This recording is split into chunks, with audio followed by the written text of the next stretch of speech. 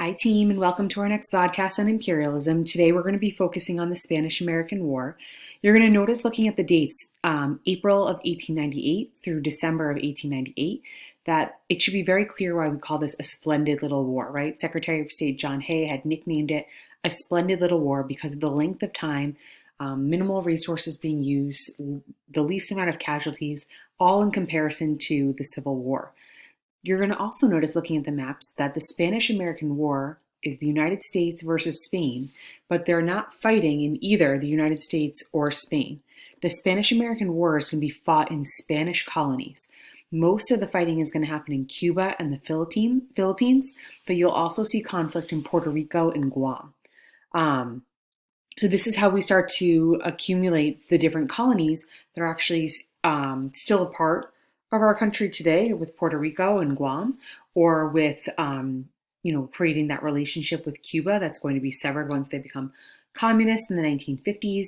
And then the Philippines, we're actually going to have control over the Philippines until the Japanese attack and defeat us at Pearl Harbor. They'll take our colonies, but we'll get them back in 1946 and eventually liberate them by the 1950s. They'll earn their independence. So that's an overview of where we're going. Let's talk about how we get there. Looking at this map, we're going to take one aspect of the war fronts at a time. When we say a war on two fronts, sometimes we refer to them as theaters. A theater is a concentrated area of fighting. We're not referring to a play or some kind of performance and going to the theater. We're talking about, in war, military terms, a theater is a concentrated area of fighting. So we're going to start in Cuba. And we're going to start in Cuba because that is where the conflict begins, and also where there is the most anger because of what happened to the USS Maine. We talked about how the USS Maine exploding was a major cause for the United States going to war with Spain, because not only did it destroy and sink the ship that is like our marvel of our time during this time period, but it killed over 250 American sailors. So American lives were being destroyed. Also, and lost, not necessarily destroyed, lost, sorry. So the war in Cuba is going to take place. Again, it's the United States versus Spain. Cuba is going to be rebelling against the Spanish as well. The reason why the Cubans are siding with the United States, led by Maximo Gomez during this time, is that they're Cuban rebels who are trying to get their freedom. The United States says, if you fight with us, if you help us get rid of Spain, we will give you your freedom. So Maximo Gomez organizes the rebels, and they fight against the Spanish. One of the major American groups during this time period is known as the Rough Riders. The Rough Riders is the picture down at the bottom. That's the most famous picture. It's led by Leonard Wood, but it's more famously remembered as the second in command, led by Teddy Roosevelt. Teddy Roosevelt had resigned as Assistant Navy Secretary, and he really wanted to get involved in the fighting. He didn't want to sit at home in the United States and plan. He wanted to put his boots on the ground and get involved. And so he left that position, and he decided to join the American military through the position of volunteer. So he wasn't technically a part of the military, but he's being supported by the military. So the Rough Riders are a group of volunteer men. They're all men. And the Rough Riders are going to go out. They were from some of the pioneers out in the frontier, and they just like conflict. They like going out. They're patriots. They're probably people who definitely believe in jingoism as well. And they rode horses, and they helped capture Kettle Hill, which is the small hill close to San Juan Hill, which is going to be the final hill that the United States is going to capture in order to take claim over Cuba. Puerto Rico during this time was more about having an entrance point to Cuba. So getting access to that island was helpful for us throughout the naval blockades that happened around Cuba. Most of the launching points for the United States came from Florida, because Cuba is so close to the United States at the tip of Florida. So Puerto Rico is going to become a colony of the United States, and eventually it's going to be given American citizenship, but just leaving out the ability for them to vote. So while we're fighting in Cuba, we're also fighting in the Philippines and Guam. It's not happening one after another, although it looks like I'm presenting it that way. They're both happening at the same time. So the war in the Philippines is going to be led by American Commodore Dewey, and they're going to be attacking the Philippines on May 1st of 1898. The main attack is going to take place at Manila Bay, which is one of the major ports. The United States actually goes to Guam first, which is a very small island near the Philippines. Because the Spanish had such poor communication, especially with their colonies, Guam didn't even know that the United States and Spain were at war.